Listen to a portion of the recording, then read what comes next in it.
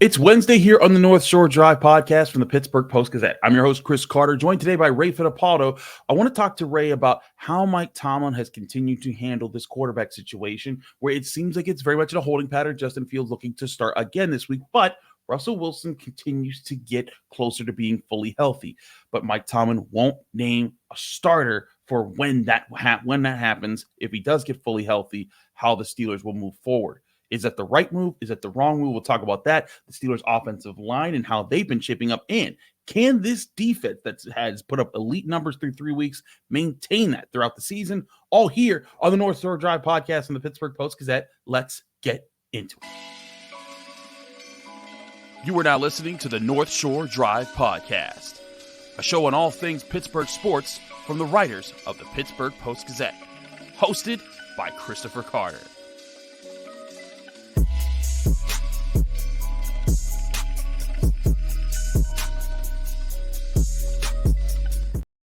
Hello, and welcome to the North Shore Drive podcast from the Pittsburgh Post-Gazette. I'm your host, Chris Carter, joined today by one of our great Steelers beat writers, Ray Fittipaldo. And as always, you can find the show on your favorite podcasting apps and on YouTube. Like this video if you enjoy it. Subscribe to this YouTube channel to get all of our Monday, Wednesday, Friday episodes of the North Shore Drive podcast, as well as get all the daily content that comes out from all of our Pittsburgh sports writers throughout the week. Getting you connected with everything going on in Pittsburgh sports from all of our great writers.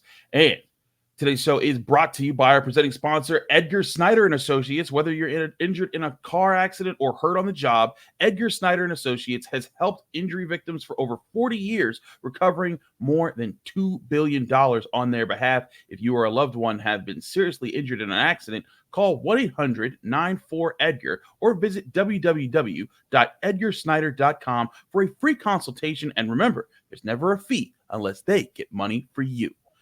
Ray, let's talk about this Steelers quarterback situation, because Mike Tomlin is maintaining a hard stance on how he's gone about handling, Justin Fields and Russell Wilson, whereas Justin Fields has been the starter through 3 games and he's played well. They're 3-0. He's done the job. He's only had 1 turnover, and I'd say he made up for it when he committed it this Sunday. He got threw a touchdown, ran a touchdown this past weekend.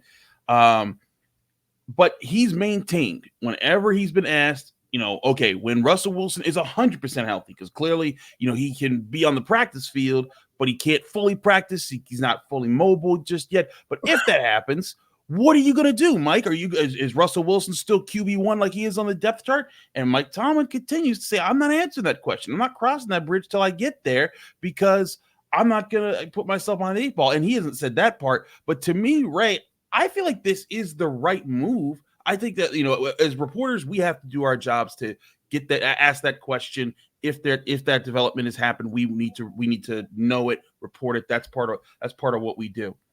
But it makes sense for Mike Tomlin to say, you're not pinning me down on this, because what happens if Justin Fields throws 5 touchdowns on Sunday and that changes his trajectory? What happens if those 5 interceptions and I name him the starter? I think this is a smart move. What do you say about how Mike Tomlin's handled this situation? Yeah, for me, Chris, I think Mike is doing the right thing for his football team. The way I look at it is, until Russell Wilson is fully cleared to practice, which he hasn't been yet, and that may be later this week, but until that happens, or until Russell Wilson complains in the media, then it shouldn't be an issue that Mike Tomlin has to deal with, to be honest with you. He could just string this along and play it week by week. Listen, what happens if Justin Fields goes out there and throws 2 interceptions and the Steelers lose? Bang. That is Mike Tomlin's opportunity to put Russell Wilson back in there. But let's say Justin Fields goes out and he plays a game like he did this past weekend. They're 4-0 going into the Dallas game. Mike Tomlin needs a little bit of wiggle room in that instance to say, okay, Justin, you're still our starter. And I think he did that yesterday. There's another quote in that press conference, Chris, where he said, Russ has to be able to protect himself and he has to be able to produce in so many words. So, Mike's playing a game here. There is a little bit of, leeway for him to make that move. But just in terms of how he's handling this, I don't think it's an issue at all. I think he's doing the right thing for his team. I hadn't considered also the chance of what could speed up this clock being if Russell Wilson says anything. I always consider like, hey, if he's 100% healthy, that's when we'll see this happening. But Russell Wilson, for all the things he's been accused of, Russell Wilson, I think, has been a very good teammate with the Steelers so far. He's taken on the chin. He's said positive things. He's been the good soldier since this injury thing started. But this guy was, this guy talked about how, like, TJ Watt, Cam Hayward, Minka Fitzpatrick, they were the leaders of this team. We're talking him into come to Pittsburgh so that he could be the quarterback of this offense. And that was a topic all offseason after they signed him. And I do wonder if there ever is a situation where he's like, well, wait a second, I'm trying to set up the rest of my career here. And if I'm second string, that does not put me in a good position to negotiate with teams next year to show that, hey, I can still be a starting quarterback for the next 3, 4, 5 years, however long he wants to still be in the NFL. I get that's that side of things. And it does make me wonder, will we cross that bridge? Because I think all of this started because, well, I guess it didn't all start there, but you saw Kenny Pickett when they signed Russell Wilson. He didn't want to be behind him. He wanted to go. He didn't want to have to deal with that again after he was behind Mitch Trubisky in his rookie season, and then now he's going to be behind a much better quarterback in Russell Wilson. It makes me wonder if Russell will put them in a situation like that about Justin Fields. That's why it's a delicate situation for Mike, because let's say, it's an out there scenario, but let's say the Steelers get to 6-0 or 8-0 with Justin Fields as the starter. Then maybe at that point, Russell Wilson would feel obligated to, protect his career in some way. But I can't see Russ doing that right now. Since he's arrived, Chris, he's said all the right things in the media. He's a team captain. Talk about career suicide. You're a team captain, and then you're going to go to the team and force a trade. That's a slippery slope on his part too. So I don't know. There's still some time for this to work itself out. Maybe it'll work itself out Sunday in Indy. Maybe not. Maybe this will be a topic for another week. But like I said, I think Mike is handling this the right way for his football team. I think so too. Just because again, and it's a non-story for inside the Steelers locker room. Like it's a story for us because again, we're the reporters. People are asking, and naturally, this is a natural question to ask. But if you're the Steelers in the locker room, who do you care? Najee Harris has even said this when we've talked to him. He's like, it doesn't matter which one of them is quarterback. We have a plan, and we're gonna do it. And to them, as long as they know, hey, the guy that's practicing right now is probably going to be available to be the starter on Sunday, that's good enough for them. And I think that's another good sign of the direction of this offense and the coordination of this offense, that they're not being distracted or held down by that. And who knows, maybe they will be at some point later in the season, maybe it'll come up. But right now, I think this is what the Steelers need to stay focused and keep improving this offense that I think took real steps forward in week 3 and might take even more steps forward in week 4 against this Colts team. Yeah, they're improving every single week. Justin Fields, most importantly, is improving every single week. I thought that was by far his best game against the Chargers. Not only improved game to game here, but I thought he improved half to half there. Made some big time throws, obviously the one to Calvin Austin. I would go back to the end of the first half, Chris. That pass to Pat Freiermuth right on the money. Yeah, could have been a shorter field goal. We're talking about plays here and plays there, but Justin Fields is doing everything right. He deserves to be the starter again this week. He deserves to be the starter until Russell Wilson is cleared to practice fully. We'll see when that happens. Maybe it'll be later this week. Maybe it'll be next week, but Steelers don't have to worry about that right now. If you're listening to this or watching this, you want to read more about this, go to Ray Fittipaldo's story from yesterday's press conference where he talked about why Mike Tomlin and why he won't name Justin Fields as the starter. I also did a film study, if you want to watch that, on what Justin Fields was able to do for the Steelers in this game and how they're opening up the middle part of the field. All that available at post-gazette.com. Subscribe today if you haven't. But we got to take a break. When we come back, I want to talk about this offensive line because Broderick Jones, I thought, had a resilient game from where he had been in the part of the season. He had been benched. We'll talk about that, Mason McCormick, and all the other parts of this offensive line as they've been heading into week 4, doing all that here on the North Shore Drive podcast from the Pittsburgh Post-Gazette. But first, we'll remind you this show is brought to you by Edgar Snyder Associates. If you're injured in an accident, you're probably wondering what's next. Well, for over 40 years, Edgar Snyder Associates has helped injury victims answer that very question.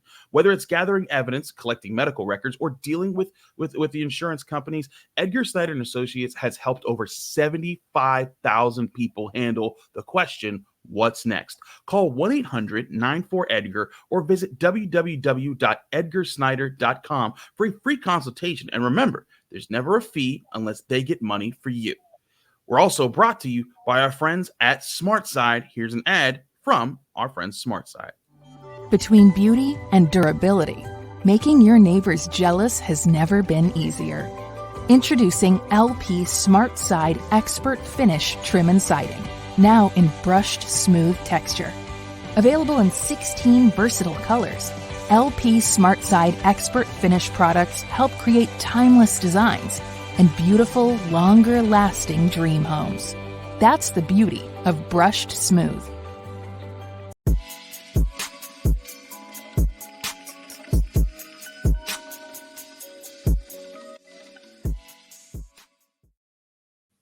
We're back here on the North Shore Drive podcast from the Pittsburgh Post-Gazette. Chris Carter, Ray Fittipaldo. Ray, let's talk about this offensive line. We'll get to Mason McCormick in a second, the rookie fourth-round pick that played a little bit of guard and swing tackle in this game. I want to lead off with Broderick Jones. Ray, I don't know about you.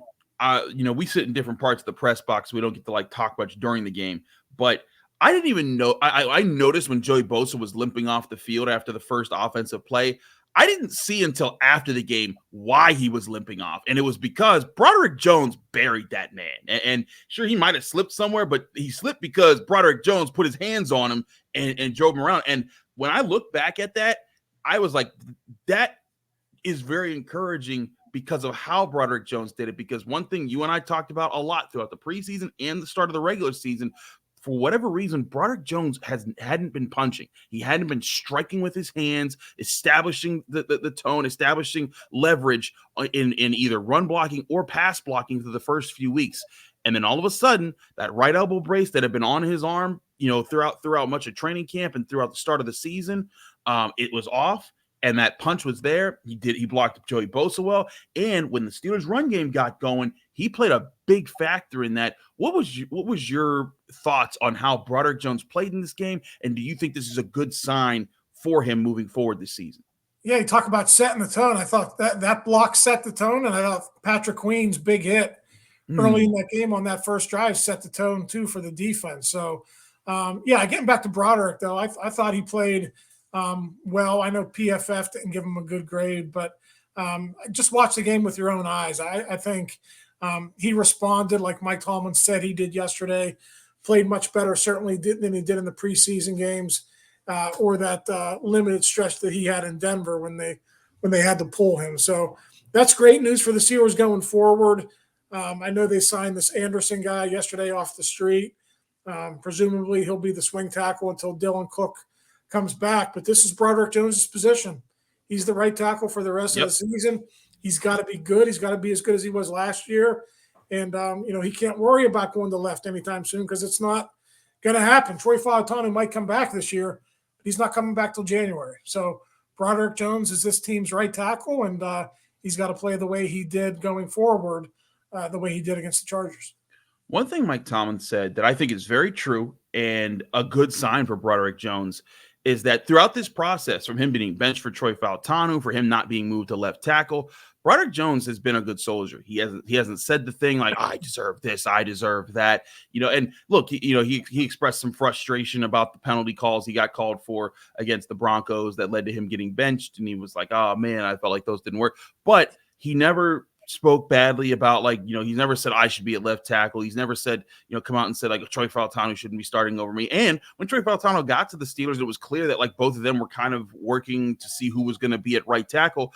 Broderick Jones was, putting his arm around the guy. He was like, hey, I'll help you figure things out. He was a very good teammate throughout all that. And now he's the guy there. I think this is one of those things where Mike Tomlin, and I've talked about this, and why Mike Tomlin doesn't want to deal with egos moving forward as far as who's getting what position. Egos are always a thing, but you look at a guy like Broderick Jones, a guy they traded up for in the first round, to be a pillar of this offensive line for the next decade or so. And if that guy isn't complaining and moaning about not getting snaps early on in his second year's career when he's already been a starter, I think that sets the tone for the Steelers to be like, look, we're just saying you got to be the best at your position available week in and week out to be available. And I think that helps this team chemistry that they're looking for in this team environment that they're looking for with a very young offense. Yeah, I mean, I thought it was interesting what Tomlin said Tuesday in his news conference, Chris, about the finishing traits of all the young guys.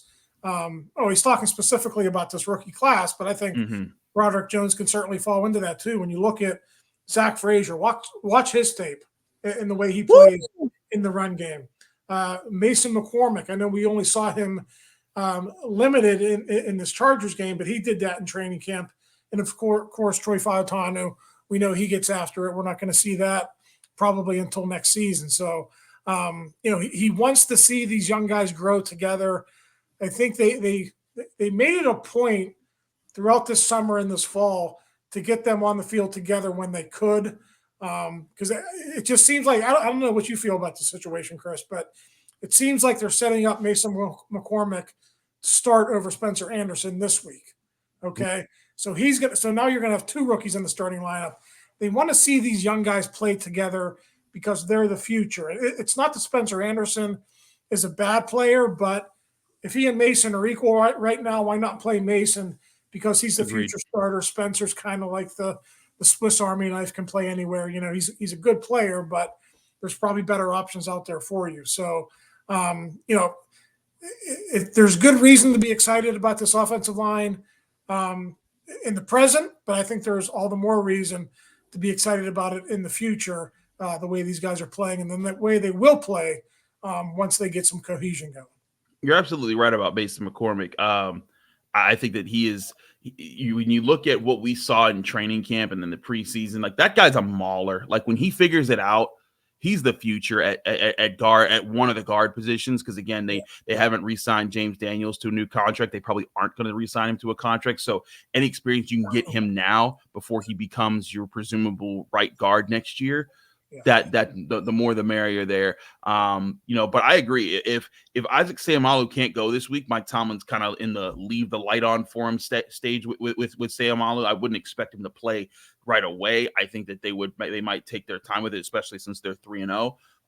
But I would not be shocked if Mason McCormick worked his way in as the starter this week on the offensive line. And again, Spencer Anderson, he's the fill-in lineman. He's doing his job as the second-year, 7th-round guy. But I think if I was to pick a player who's been the worst on the offensive line, I think I would point at Spencer Anderson. But that's also not as big of a knock as it used to be about the worst Steelers offensive lineman, because like we said, Broderick Jones played well last week. Zach Frazier, I think he's getting national recognition for being maybe the best rookie offensive lineman in the NFL right now. I even talked to a national guy yesterday who was telling me that he might actually be the best offensive rookie period in the NFL right now. And that's another debate. But you look at those guys, James Daniels has played well. And I think especially when Broderick Jones started playing well on Sunday, he's played even better. And Dan Moore has not been the turnstile that he had been before. Now he gave up a bad sack on Sunday, but it's not like it was compounded upon with a whole lot. So you look at that. If Spencer Anderson's the worst there, that's not as big of a problem as it would have been when Mason Cole or Kendrick Green were on the offensive line. But still, Mason McCormick right now, the way that he's playing, the things that we saw, Ray, I think that if he was put on the Steelers offensive line, as long as he didn't give up regular pressures from his position on the offensive line and he understood the switches that they were calling at the line of scrimmage, I think he could be a really big boost for this team for his potential in the run game. Yeah, I agree. I think they drafted him to be James Daniels' replacement. Yeah.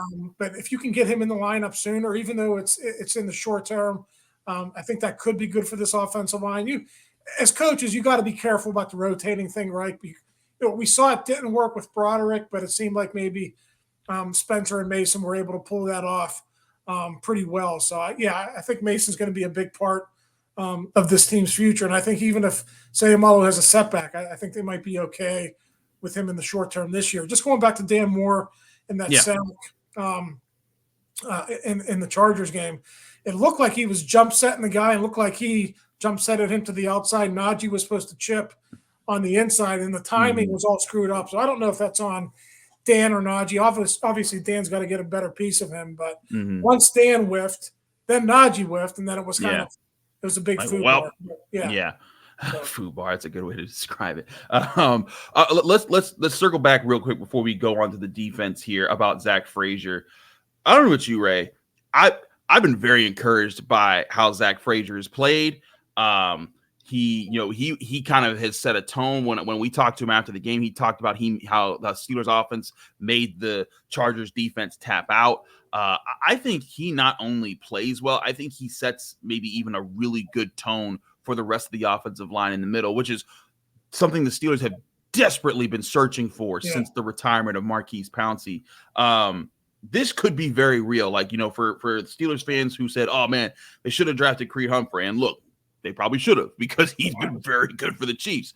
But Zach Frazier very much, in my opinion, is looking the part of the longtime center that could be like an all-pro, perennial Pro Bowler at the position, because of the way he's being physical in the run game, and he is very accountable in the pass game. Yeah, I mean, you see his wrestling background evident, the way he's able just to leverage people and get them on their back in the run game. And the hidden part of this equation is he's really smart, and he's football smart too. So they've been able to put a lot on him in the early stage of his career. He's able to make the calls. I remember back in training camp, I think it was the week they played the Bills, we were at Acrisure for that practice, and I think Justin Fields was talking about him, and he was like, yeah, I'm changing the protections, but, Zach already changed it. So, he's well ahead of the game, and, I don't want to put like all Pro Bowler on him just yet, but he's certainly trending in that direction. Absolutely. We're going to take a quick break. When we come back, I want to talk about this defense, because it's getting national recognition for its numbers through 3 weeks. Number one in total defense, number one in total scoring, number one, top 5 in pass defense and run defense. We'll talk about, is that sustainable, especially with some of the injuries the Steelers are facing, all here on the North Shore Drive podcast for the Pittsburgh Post-Gazette. But first, I want to remind you, this show is brought to you by Savinas, Kane and Gallucci. They are your mesothelioma and asbestos lawyers with over 85 years of experience. Call them now for a free consultation. That's Savinas, Kane, and Gallucci. We're also brought to you by Moon Township Honda, where you can go get your new Honda in Moon Township at 5802 University Boulevard in Moon Township, PA, or go to their website, moonhonda.com. Here's a message from our friends at Moon Township Honda. To build the Honda CR-V Hybrid, we took everything you love about the CR-V and kicked it up a notch with greater power for a CR-V unlike any before. Adventure confidently with Honda, Car and Driver's most awarded brand in 10 Best history. The CR-V and CR-V Hybrid, part of the Honda line of rugged vehicles. Visit your local Honda dealer where new vehicles are arriving daily. Buy online or reserve from select Honda dealers.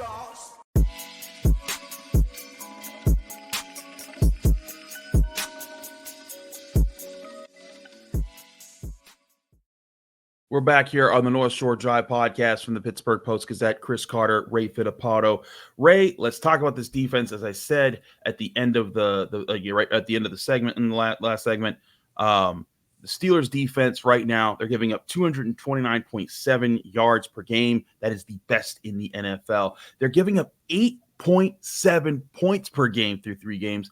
Also the best in the NFL. That's also outpacing the 2000 Ravens defense. They're also top 5 in pass defense, allowing 158.3 passing yards per game. They're also number 3 in run defense at 71.3 rushing yards per game. And I think what makes this also very impressive, Ray, is they're doing this without an insane amount of turnovers. They're still really good. They're still tied for 4th as far as most turnovers created by a defense through 3 games. But like the Packers right now have 9 turnovers through 3 games. That is an insane pace that you can't always count on to be there.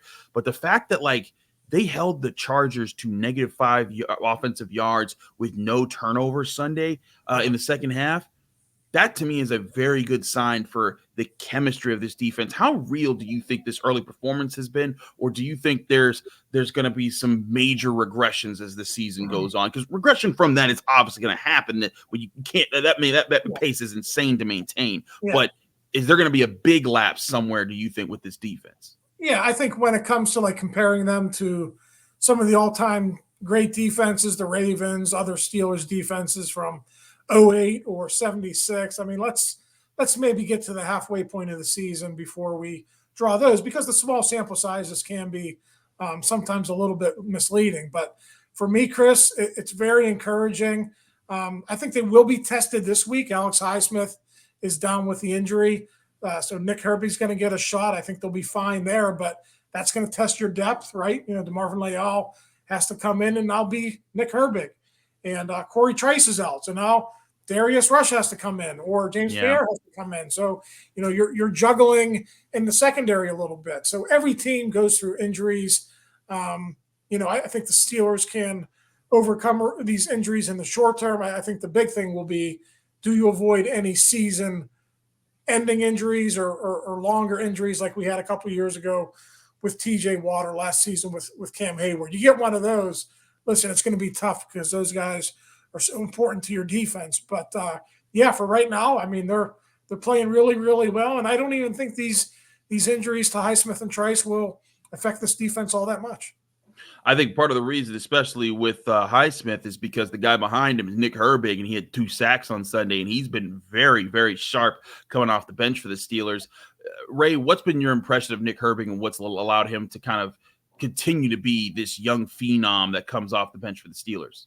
Yeah, I mean, Patrick Queen called him a low-key superstar, and that's what he is. I mean, every time he's out there, he makes plays. You don't think of him in that way because he's not a starter. So now this is a really big opportunity for him. I mean, if he continues to flash the way he did in the preseason and against the Chargers, then, you know, we could start talking about Nick Herbig maybe being a starter down the road, and, you know, the Steelers having to make some adjustments. So, you know, we'll see how he handles this opportunity. It is going to be an extended one.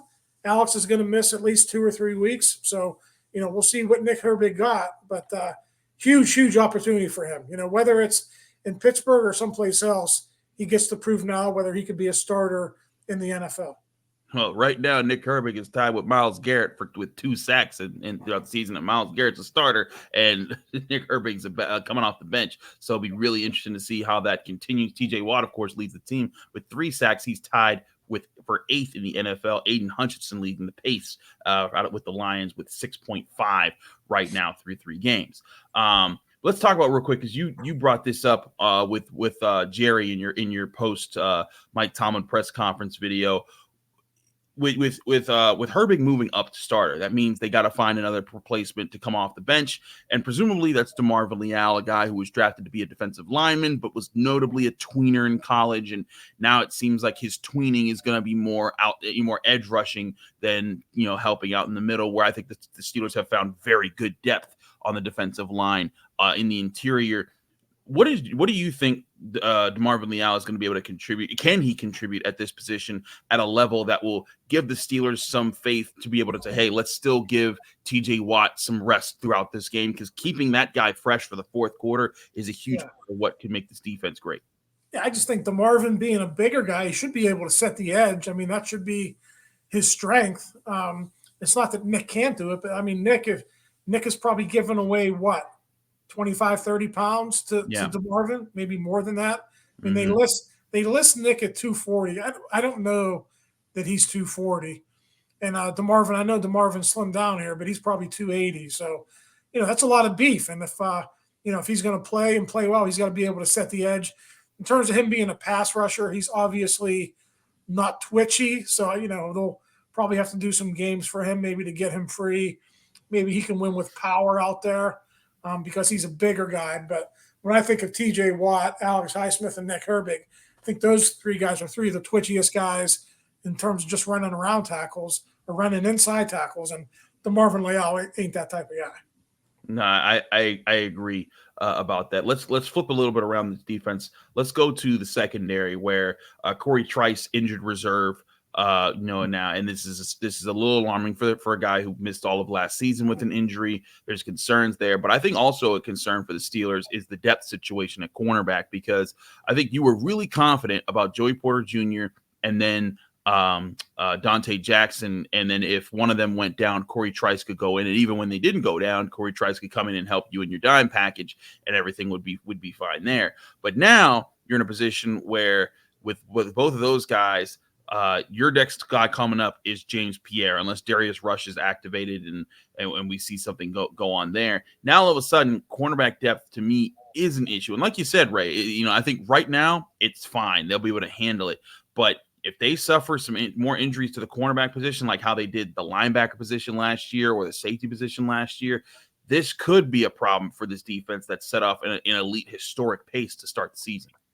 Yeah, I mean, listen, Darius Rush didn't even get a helmet. I would imagine. I mean, they haven't even practiced yet this week, Chris, but James Pierre they got him off the street last week. So to me, Darius Rush is probably a little bit ahead of him just in terms of, being able to contribute maybe in some sub packages or in an extended look if Jackson or Porter gets injured. But listen, Pierre's been around a long time with the Steelers too. I know he went away as a free agent for half a year, but he certainly knows this defense. Didn't always perform well when he was called upon when he was a number 3 corner, but he does have that experience. So yeah, big opportunities for both James Pierre and Darius Rush this week. I wouldn't be surprised if both dressed, but last week at least they chose to dress Pierre over Rush, and that was mostly because of special teams and not because of defense. Agreed there. Last point in the defense, the linebacker group was supposed to be the group that glued this defense together because there was a lot of confidence about the secondary with Joey Porter Jr., Minka Fitzpatrick, Deshaun Elliott, and I think that they've shown there's a reason to believe in that. There was a lot of confidence in the defensive front, Cam Hayward, who's a force, and I feel like it's criminal. I haven't asked you about Cam Hayward yet because I think he's been truly elite in the middle part of the defense. But again, I think that Cam Hayward, you kind of expect that a little bit out of him, like you expect it out of TJ Watt, even though Cam Hayward's 35 years old. But I want to talk about this linebacker group because this was the group that you were hoping if you're the Steelers could put it all together, because if they could, it would make it so there's no obvious holes to target in this defense. For years after Ryan Shazier, the Steelers had a hole at linebacker where if someone wanted to target the middle part of the field, they most likely could, unless like the safeties came down and helped there. But you got Patrick Queen, who, like you said, has set the tone with an early hit on J.K. Dobbins, played really well in this game, had 8 tackles. You also had a Landon Roberts playing well. When I look back at the tape, I thought Peyton Wilson played really well. And again, there's that linebacker rotation that's looking really solid, filling the gaps against the run and helping against the pass.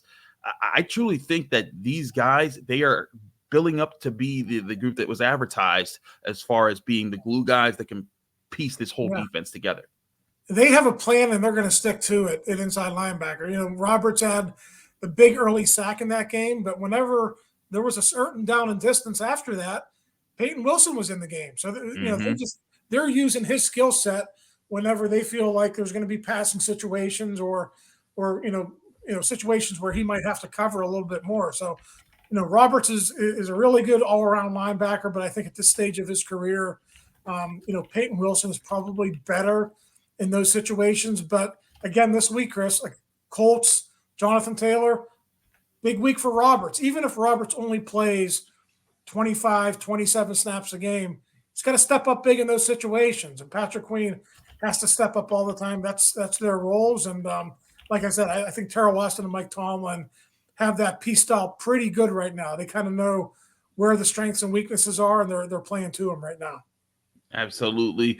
The Steelers are set to practice throughout this week, today, tomorrow, Friday, getting ready for their road trip, their 3rd road game in 4 games to start the season against the Indianapolis Colts. Read all about how they're handling that, their injury reports, the updates, and what they're doing with this upcoming matchup at the Pittsburgh Post-Gazette, post-gazette.com. Ray, thank you so much for joining me here on the North Shore Drive podcast. And audience, thank you so much for joining us here on the North Shore Drive podcast from the Pittsburgh Post-Gazette. A reminder, you can find the show on all your favorite podcasting apps and on YouTube. Like this video if you enjoy it. Subscribe to this channel to get all of our Monday, Wednesday, Friday episodes of the North Shore Drive podcast, as well as the daily content that comes out from all of our Pittsburgh sports writers here at the Pittsburgh Post-Gazette. We'll have have more for you Friday here on the North Shore Drive podcast from the Pittsburgh Post-Gazette.